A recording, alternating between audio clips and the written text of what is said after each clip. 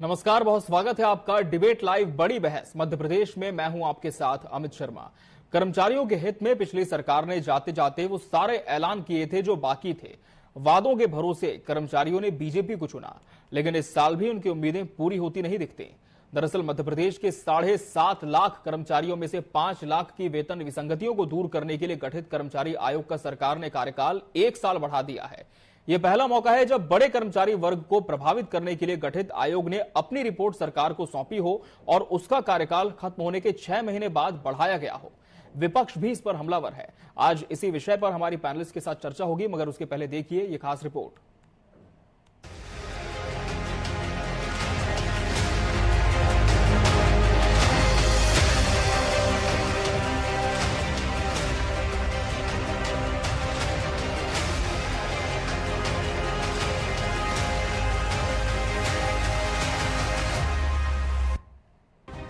मध्य प्रदेश के 7.5 लाख कर्मचारियों में से 5 लाख की वेतन विसंगतियों को दूर करने के लिए गठित कर्मचारी आयोग का सरकार ने कार्यकाल 1 साल बढ़ा दिया है।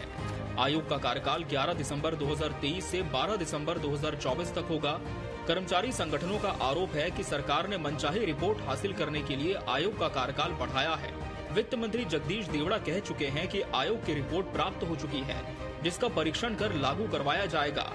सत्ता पक्ष का दावा है कि सरकार कर्मचारियों के हित में नई परिस्थितियों के अनुसार फैसले लेने जा रही है।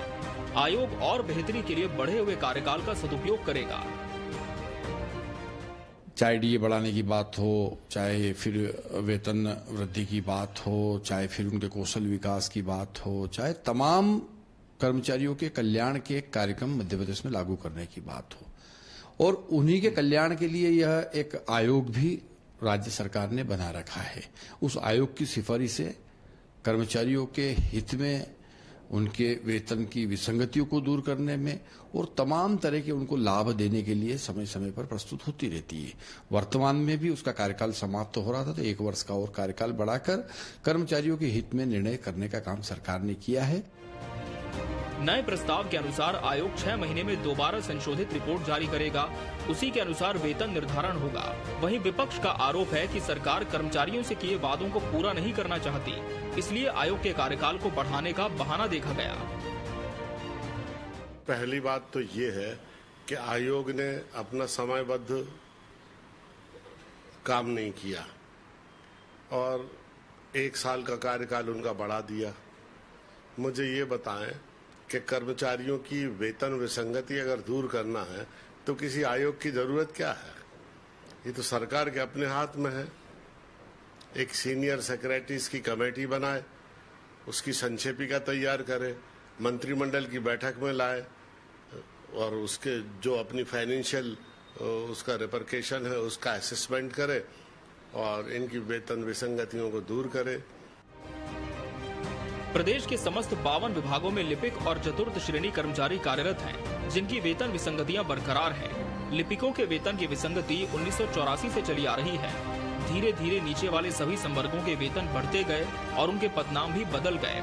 पशु चिकित्सकों के वेतन में भी अंतर है। 2018 में शिक्षा कर्मी, गुरुजी इत्यादि संवर्गों का संविलियन अध्यापक संवर्ग में कर दिया गया, लेकिन उन्हें संविलियन दिनांक से वरिष्ठता दी गई। इस वजह से उनकी पेंशनेबल सर्विस बहुत कम हो गई। Bureau report, TV 24 news.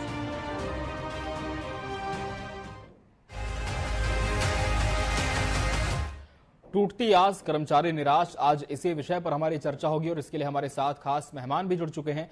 हमारे साथ बीजेपी प्रवक्ता प्रियंका दुबे जी जुड़ी हैं। प्रियंका जी, बहुत बहुत स्वागत है आपका डिबेट लाइव में। कांग्रेस प्रवक्ता अमित शर्मा जी प्रतिपक्ष का पक्ष रखेंगे। अमित जी, आपका भी बहुत बहुत स्वागत है। कर्मचारी नेता जितेंद्र सिंह जी भी हमारे साथ इस चर्चा में जुड़े हैं। जितेंद्र जी, आपका भी बहुत बहुत स्वागत है।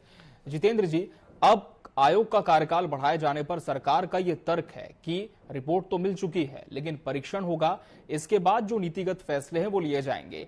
लेकिन जो कर्मचारी संवर्ग है उनकी क्या चिंता है, किस तरह का संशय अभी इस पूरे आयोग को लेकर के है?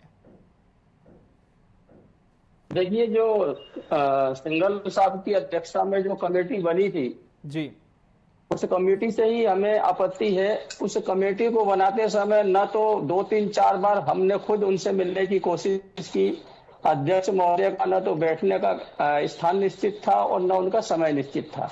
और जब कमेटी बनाई गई थी तो उसके जो पैरामीटर्स जो होते हैं वो सभी कर्मचारी संगठनों को, सरकार को बांटा जाना चाहिए था कि किस पैरामीटर्स समिति जो है काम करेगी, किन किन मुद्दों को लेकर सरकार को सुझाव देगी।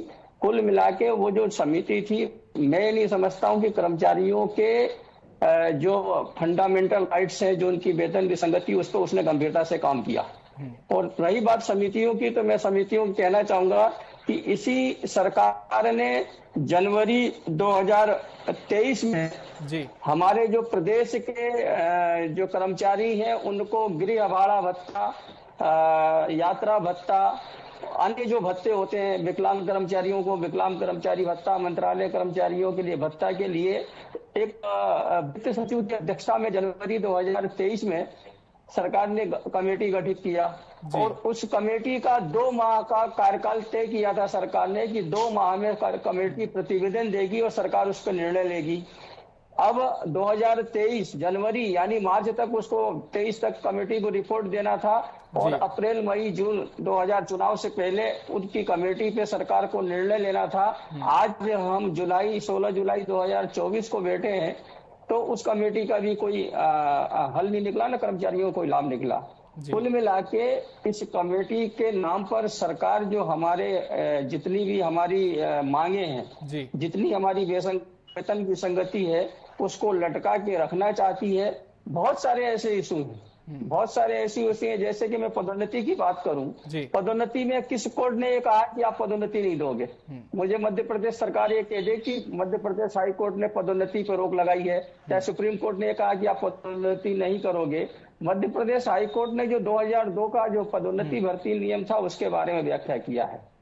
तो कुल मिला के सरकार कर्मचारियों के प्रति दिन पे दिन सरकार की उदासीनता है और सरकार कर्मचारियों के मुद्दों से भटकना चाहती है। तो सरकार कर्मचारियों के मुद्दों से भटकना चाहती है, ये कर्मचारी नेता जितेंद्र जी का कहना है। लेकिन प्रियंका जी, ये जो आयोग का कार्यकाल बढ़ाना पड़ा, इसके पीछे की वजह क्या रही और किस तरह से आप देखते हैं इन तमाम आरोपों पर कि जो मांगे हैं उन्हें और लंबित करने के लिए आयोग का कार्यकाल बढ़ा दिया गया? हाँ, देखिए, भारतीय जनता पार्टी के साथ विकास है, तो हमारे कर्मचारी भाई बैठे हैं अभी, ये बहुत अच्छे पुराने कार्यकाल के साथ आज के कार्यकाल की अगर तुलना करेंगे, अगर हम बात करें जो पुराने कार्यकाल दूसरी सरकार के रहे हैं उससे अगर आप तुलनात्मक अध्ययन करने बैठेंगे तो आपको लगेगा कि आपकी बातें जिस भी प्लेटफॉर्म पर रखते आए, जब भी आप लोगों ने रखी, उनके ऊपर सरकार ने विचार किया। जिसमें कि अगर हम बात करें अभी चुनाव आयोग के सामने अभी जब इलेक्शन आने वाले थे उसके पहले 4% अगर हम बात करें तो महंगाई भत्ता बढ़ाया गया, 46% महंगाई भत्ता करके गवर्नमेंट ने एरियर्स का भी ऑर्डर्स की कि आप लोग को इंस्टॉलमेंट में पे होंगे और पेंशनर्स को जो है वो एक मुश्त में का भुगतान किया जाएगा। तो सरकार अपने कर्तव्यों के प्रति पूरी निष्ठा के साथ में लगी हुई है, तत्परता से विचार कर रही है। यहाँ तक कि जिस आयोग की रिपोर्ट को लेकर के बात कर रहे हैं तो अलग अलग संघ की तरफ से जो भी उसमें अपनी मांगे रखी होती उनको विचार करते हुए पूरा एक लेखा जोखा तैयार किया जा रहा है, जिसमें ऐसा ना हो कि कोई विसंगति फिर से रह जाए, जिसके लिए संघर्ष आज तक कर्मचारी रहे हैं उन्हें फिर से कोई परेशानी हो सके। इन सब चीजों को ध्यान में रखते हुए थोड़ा सा उसको डिले जरूर किया गया, लेकिन इसके पहले भी जब रिपोर्ट आई थी तब भी ये कहा गया था कि इसको अप्लाई करने के लिए लगभग 1 साल का समय लगेगा। लेकिन सरकार खुद प्रेरणा से आगे आकर के आप लोग को जितने भी डिमांड्स हैं जो आप लोग के संघ की तरफ से रखी गई हैं उसके लिए वचनबद्ध है। निश्चित तौर पे आप लोग की जो मांगे हैं उन्हें पूर्ण करने के लिए वचनबद्ध है। तो सरकार कर्मचारियों की मांगों को पूर्ण करने के लिए वचनबद्ध है, लेकिन अमित शर्मा जी, विपक्ष इस पूरी प्रक्रिया को किस तरह से देखता है? क्योंकि एक समय सीमा के लिए किसी भी आयोग का हम कहते हैं कि गठन होता है, लंबित विषय था, पिछली सरकार के कार्यकाल में भी काफी ये मुद्दा हावी रहा था। अब जब डॉक्टर मोहन यादव के नेतृत्व में एक नई सरकार मध्य प्रदेश में बन चुकी है, लेकिन इनकी जो मांगे हैं कर्मचारियों की वो क्यों लंबित है? क्या वजह इसके पीछे आप देखते हैं और कहां पर आपको लगता है कि जो पेच है वो फंसा हुआ है? देखिए अमित जी, सरकार की नीयत और करनी और कथनी में अंतर जब साफ दिखाई देता है, जैसे आदरणीय जितेंद्र सिंह जी ने, कर्मचारी जो नेता है, लंबे समय से मैं आपको जानता हूं, कर्मचारियों की हितों की बात आप लोग करते हैं, लेकिन 20 साल में इन सरकारों ने कर्मचारियों के गुट बना दिए और गुटों को तोड़ने और लड़ाने का काम किया। इन 20 वर्षों में सरकार कहती थी कि हम पहले, जब दिग्विजय सिंह जी की सरकार आती थी, अभी जैसे मेरी विद्वान बहन ने उल्लेख करा कि पिछली सरकारों से, तो पिछली सरकारों की तुलना 20 साल के शासन के बाद और जब 21 साल में आप चल रहे हैं, तो पिछली सरकार की तुलना करते हो तो आपको वित्तीय स्थिति उस 20 साल पहले की देखनी होगी और आज की 20 साल की स्थिति देखनी होगी। आप कहते हो हमने कर्मचारियों के कल्याण की हमेशा बात करी, आप 5वां वेतन आयोग लागू करते हो, आप कहते हो जस से तस लागू कर दिया, उसमें वेतन विसंगतियां होती हैं। 6वां वेतन आता है, 7वां वेतन आता है, हर वेतन विसंगतियों को आप जस से तस लागू करने की केंद्र के भांति बात मध्य प्रदेश के कर्मचारियों को बात करते हो। हर छोटे से कर्मचारी का मिनिमम करीब 8 से 12-15 हजार से लेकर और एक अधिकारी तक का करीब 30 से 35 हजार रुपए का नुकसान उस वेतन विसंगति में होता है। आप कहते हो नियमितीकरण करेंगे, हम अस्थायी चीजों को खत्म करेंगे। मैं पूछना चाहता हूं कि आपने जब 20 साल पहले दिग्विजय सिंह जी की सरकार थी और खूब कहा कि दिग्विजय सिंह जी ने निकाल दिया और उसी भरोसे कर्मचारियों ने भारतीय जनता पार्टी सरकार को वोट दिया, मुझे आज बताइए कि पद निकलते हैं लेकिन जो रिटायर होता है उसके पद समाप्त कर दिए जाते हैं, लेकिन आगे पदों को भरने की कार्रवाई नहीं होती। फिर आपने व्यापम घोटाले जो हुआ था, व्यापम के नाते कई पदों को लेके गए, आज तक उसकी स्कूटनी और त्रुटियों के जो सवाल उठे थे जी, उसकी भरपाई नहीं करी गई। डीपीसी जो होनी थी, जैसे जितेंद्र सिंह जी ने कहा, पद की कौन सी अदालत, सुप्रीम कोर्ट ने बिल्कुल नहीं कहा कि डीपीसी जिन विभागों में होनी थी, आज भी वो कर्मचारी बेचारा रिटायर हो गया, जो वरिष्ठ पद पर दायित्व का अधिकार था, उसके साथ अन्याय हुआ। नगर निगम नगर पालिका में ठेका प्रथा चालू कर दी आपने। आप कहते हो कि कर्मचारियों को 3-3 महीने तनख्वाहें नहीं मिलती। और दूसरी सबसे बड़ी बात, आप अनुकंपा नियुक्ति आप देखिए, जितेंद्र सिंह जी बताएंगे आपको, पूरे देश के अंदर हम कर्मचारियों के हितों की तो बात करते हैं, लेकिन कर्मचारियों की अनुकंपा नियुक्ति मध्य प्रदेश में आज भी कई ऐसे पेंडिंग है। अगर जिनका हल हुआ होगा, या तो वो अधिकारियों और नेताओं के चाहते होंगे या कोर्ट से ऑर्डर लेके आए होंगे, लेकिन सामान्यतः उन कर्मचारियों के साथ उनकी जो माता पिता समाप्त हो गए, उनका बेटा बेटी के साथ आज भी न्याय नहीं हो रहा। उनकी पेंशन, कई पेंशन की विसंगतियां, कई बार पेंशन के 20 सालों में पेंशनर अपने आप के अधिकार मांगते दिखाई देते हैं। तो एक तरफ हम समानता की बात करते हैं, अधिकार देने की बात करते हैं, सिर्फ कागजों में बात करते हैं। एक समय आया तो हम अग्रवाल रिपोर्ट को जस से तस लागू करेंगे कर्मचारियों के हितों में। फिर अब एक वित्त मंत्री ने कहा कि एक रिपोर्ट के आधार पर हम कर्मचारियों का वो करेंगे। कल कर्नाटक सरकार ने जो वादा चुनाव से पहले किया था कर्मचारियों को, आज ऑर्डर हो गए कर्नाटक सरकार के, कर्मचारियों की वेतन विसंगतियों को दूर कर ऑर्डर कर दिया गया और ऐसे लोग जो कोर्ट की अदालत में प्रकरण में है, उनको वापस लेकर उनको जब से तस उनको लाभ देने का काम किया। बातों से कब तक करते रहेंगे? एक लंबा समय 20 साल का कर्मचारी सुनते आए हैं, अब न्याय होगा, अब न्याय होगा, लेकिन कर्मचारी अपने आप को ठगा सा महसूस कर रहा। ठीक है जितेंद्र जी, कहना यह है सत्ता पक्ष का कि पिछली सरकारों ने तो बिल्कुल ध्यान नहीं दिया, लेकिन हमने विचार किया और पहले भी आपकी मांगे पूरी हुई हैं। तो क्या पहले जो और विषय थे आपके वो पूरे हो पाए सरकार के कार्यकालों में? और ये भी कहना है बीजेपी का देर हो रही है लेकिन अन्याय नहीं होगा, तो कितना आश्वस्त इस आश्वासन से कर्मचारी जगत है? देखिए, मैं बिल्कुल सहमत नहीं हूँ प्रियंका जी की बात से जी। अगर कर्मचारी खुश होता तो विधानसभा का रिजल्ट उठा लीजिए, या बैलेट पोस्टर वोटों की स्थिति देख लीजिए, 2018 का देख लीजिए, 2013 का देख लीजिए, और 2003 का भी देख लीजिए, 2008 का भी देख लीजिए और 2013 का भी देख लीजिए। बार बार हमारे भारतीय जनता पार्टी के हमारे प्रवक्ता कहते हैं दिग्विजय सिंह जी की, तो ठीक है भाई, दिग्विजय सिंह ने जो कर्म किए थे, आज उन्हीं के कर्मों के आधार पे आज 21 साल से भाजपा राज में है। आज कर्मचारियों ने भी दिग्विजय सिंह जी का उस समय खूब विरोध किया, उनके ऊपर खूब बोल लगे। मैं कह रहा हूँ कि आप 20 साल पहले क्या था उसकी बात मत कीजिए। 21 साल से अगर मध्य प्रदेश में भारतीय जनता पार्टी की सरकार है, तो हम प्रदेश के कर्मचारी नेता होने के नाते मध्य प्रदेश की सरकार से प्रश्न करेंगे कि ब्रह्म स्वरूप समिति का जो इन्होंने लागू किया, ब्रह्म स्वरूप समिति का गठन हुआ 1998 में। उस समिति की रिपोर्ट आने के बाद फिर एक सचिव समिति का गठन हुआ, फिर एक मुख्य सचिव समिति का गठन हुआ, और 1999 में ब्रह्म स्वरूप समिति जी की अध्यक्षता वाली बैठक का अधूरा इम्प्लीमेंट मध्य प्रदेश सरकार ने 1 अक्टूबर 2006 से किया। अग्रवाल वेतन आयोग आया, उसको 2008 में बनाया गया। उसकी रिपोर्ट को लागू कब किया गया मध्य प्रदेश सरकार में? 2013-14 में। अब ये जीपी सिंघल साहब की अध्यक्षता में जो कमेटी बनी है, मुझे बिल्कुल भरोसा नहीं है कि 1 साल अगर कार्यकाल बढ़ाया गया है तो 1 साल के बाद वो रिपोर्ट कब आएगी, ये सरकार कब लागू करेगी, क्योंकि जो इतिहास जो है ना वो सबक देता है आगे चलने के लिए। तो जो पिछली 2 समितियों का जो हश्र हुआ, और अभी जो मैं एक और चीज इसमें जोड़ना चाहूंगा कि अजय नाथ जी की अध्यक्षता में एक कर्मचारी आयोग का गठन हुआ था, और मैं समझता हूं कि उन्होंने 6-7 महीने के कार्यकाल में इस प्रदेश का ऐसा कोई कर्मचारी संगठन नहीं बचा होगा जिसको बुला के उन्होंने धैर्यता पूर्वक नहीं सुना होगा। तो जो अजय नाथ जी ने जितना एक्सरसाइज किया था कर्मचारी संगठनों के मुद्दों पे, सरकार को उनकी रिपोर्ट को भी आगे बढ़ाना चाहिए था। और जिस प्रकार से अजय नाथ जी ने कर्मचारी संगठनों से संवाद कर करके रिपोर्ट तैयार करने की कोशिश की थी, बिल्कुल, तो एक संवेदनशीलता उस समय में देखी गई थी, लेकिन अभी वो कहीं ना कहीं विलुप्त हो चुकी है। लेकिन प्रियंका जी, अब विश्वास नहीं रहा। कर्मचारी नेता ये कह रहे हैं कि पहले भी 2 कमेटियां बनाई गई थी लेकिन नतीजा कुछ नहीं निकला, तो इस बार भी जो कमेटी है इसका नतीजा शून्य ना हो, इसी लेकर उनकी बड़ी चिंता है। इस मामले में महेश शर्मा जी अध्यक्ष मध्य प्रदेश लघु वेतन कर्मचारी संघ हो, या फिर उमाशंकर जी तिवारी सचिव जो मध्य प्रदेश तृतीय वर्ग कर्मचारी संघ हो, या जितेंद्र सिंह जी भाई जो उनका पुराना भी जो 4 दिन पुराने स्टेटमेंट है उन्हें भी मैं पढ़ रही हूँ। MP द्विवेदी जी अध्यक्ष मध्य प्रदेश लिपिक वर्ग शासकीय कर्मचारी संघ से जो है, उन सभी ने एक बात को बहुत ही प्रमुखता से रखा था कि जो भी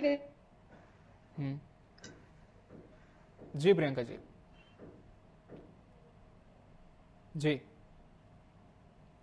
प्रियंका जी माफ कीजिए, आपकी आवाज हम तक नहीं पहुंच पा रही है। क्या आप मुझे सुन पा रही हैं?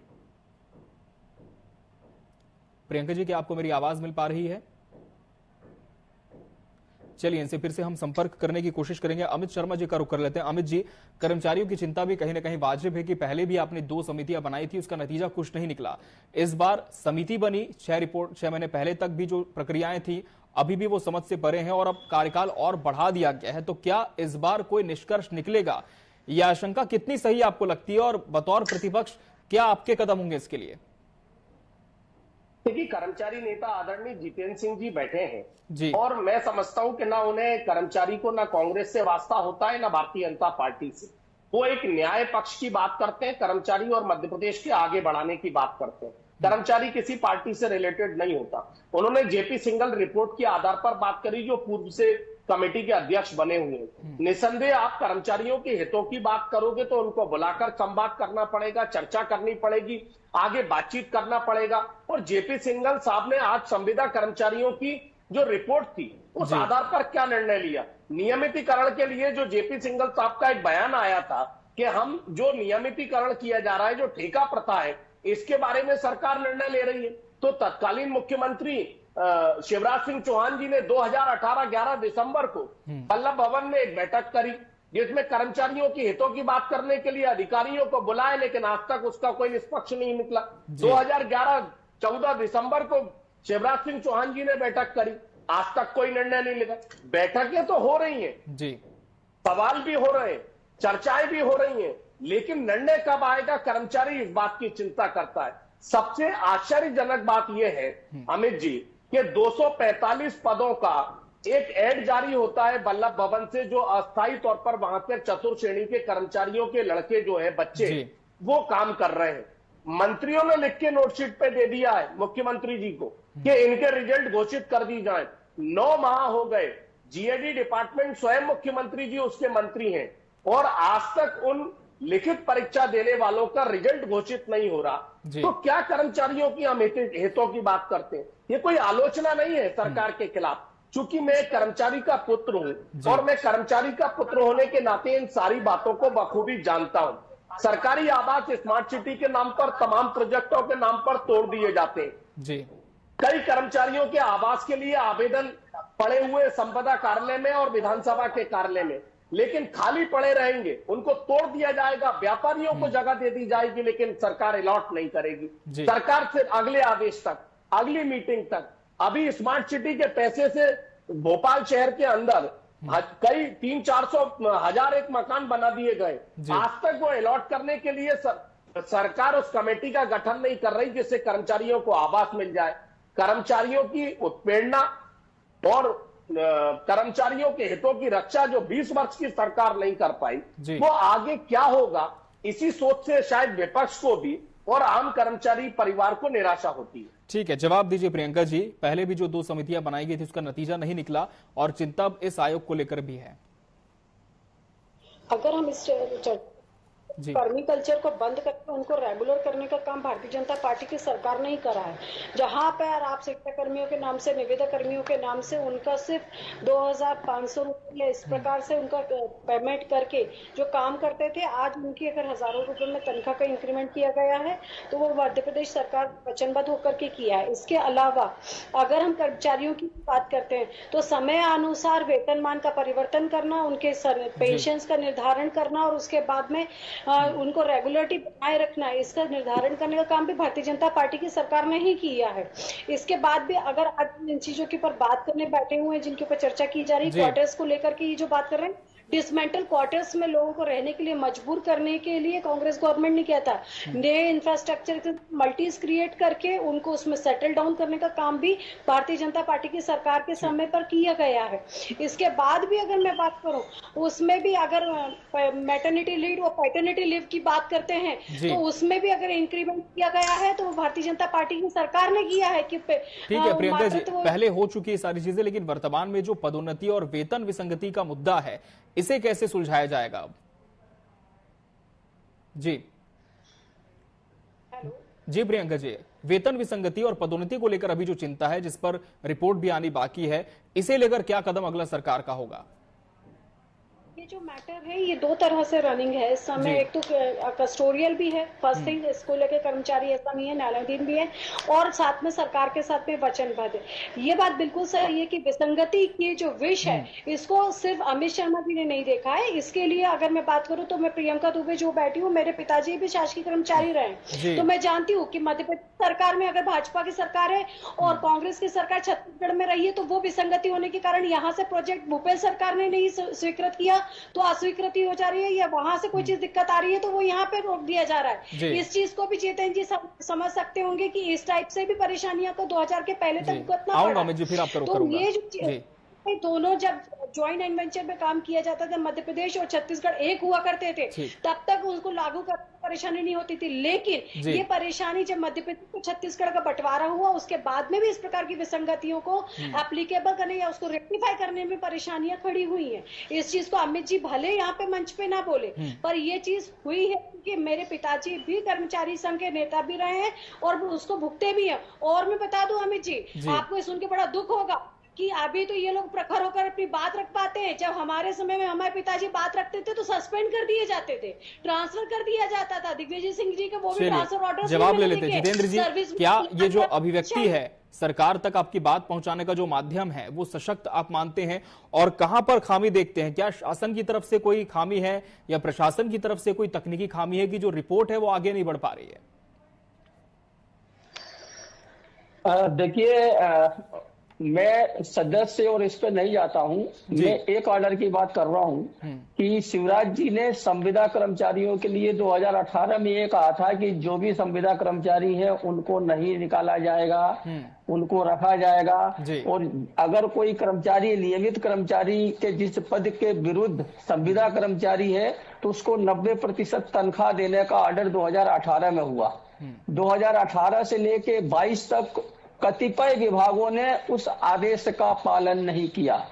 फिर माननीय मुख्यमंत्री जी ने जुलाई 2023 में महापंचायत बुलाई और महापंचायत बुलाने के बाद जुलाई 2023 में मध्य प्रदेश शासन गार्ड अदर डिपार्टमेंट है, Madhya Pradesh general administration department, अगर वो कोई ऑर्डर करता है उस ऑर्डर का इम्प्लीमेंट सभी विभागों को करना चाहिए। लेकिन मुझे बड़ा दुर्भाग्य के साथ ये कहना पड़ रहा है कि आज भी 22 जुलाई 2023 का जो संविदा कर्मचारियों के लिए मध्य प्रदेश सरकार का आदेश है, कतिपय विभाग उसका इम्प्लीमेंट नहीं कर रहे हैं। तो मुझे संशय, जब स्टैंडिंग ऑर्डरों के इम्प्लीमेंट पे जब इस प्रदेश में मुझे जब शंका होती है, जब मुझे मेरे कर्मचारी मुझे बताते हैं, तो मैं आयोग की रिपोर्ट उसके लागू होने पे कैसे मैं सहजता व्यक्त कर सकता हूँ, कैसे मैं इस पर असमान हो सकता हूँ।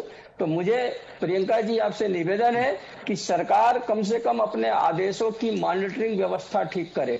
जो कर्मचारियों के लिए आदेश होते हैं, मैं एक और छोटा सा आपको एक विषय रखना चाहता हूं कि जब जयंत मलैया जी वित्त मंत्री थे तो अपने एडिशनल चीफ सेक्रेटरी को लेके, अपने प्रिंसिपल सेक्रेटरी को लेके हम कर्मचारी संगठनों के साथ 3 घंटे मैराथन बैठक हुई थी हमारी। 3 घंटे की मैराथन बैठक में, उस बैठक में यह डिसीजन हुआ था कि इस प्रदेश के कर्मचारियों को स्वास्थ्य बीमा का लाभ मिलना चाहिए। लेकिन उस सरकार में वो वित्त विभाग का प्रस्ताव था, शिवराज सरकार उसको नहीं कर पाई। उस प्रस्ताव को कमलनाथ सरकार ने आके किया था, लेकिन राजनीति देख रही है आप, चूंकि कमलनाथ जी ने के सरकार ने उस मैराथन बैठक में हम लोगों के साथ जो वित्त विभाग के प्रस्ताव को उन्होंने एग्री किया था, आज उसको भी ठंडे बस्ते में दबा गया है। तो मुझे कम से कम, हम लोग भी मेहनत करते हैं, हम लोग भी अधिकारियों के साथ बैठ के डिबेट करते हैं, जैसे आपके साथ डिबेट कर रहे हैं, हमारी एसीएस प्रमुख सचिव स्तर के अधिकारियों के साथ डिबेट होती है, हम कर्मचारियों को पक्ष रखते हैं। इस मध्य प्रदेश में स्वास्थ्य बीमा का लाभ क्यों नहीं मिलना चाहिए कर्मचारियों को? संविदा कर्मचारियों को 100% वेतनमान का लाभ क्यों नहीं मिलना चाहिए? तो बहुत सारे ऐसे विषय हैं जिन पर अभी भी ध्यान दिए जाने की जरूरत है, और कहीं ना कहीं सरकार का कहना है कि संवेदनशील है कर्मचारियों के विषयों को लेकर, लेकिन फिलहाल देखना होगा कि आगे जब आयोग की रिपोर्ट आती है तब किस तरह का फैसला लिया जाता है। फिलहाल समय की बाध्यता है, इस वजह से चर्चा का हमें यही समापन करना होगा। आप सभी मेहमानों का बहुत बहुत धन्यवाद हमसे इस चर्चा में जुड़ने के लिए। इसी के साथ इस कार्यक्रम में फिलहाल इतना ही। मुझे और मेरी पूरी टीम को दीजिए इजाजत। नमस्कार।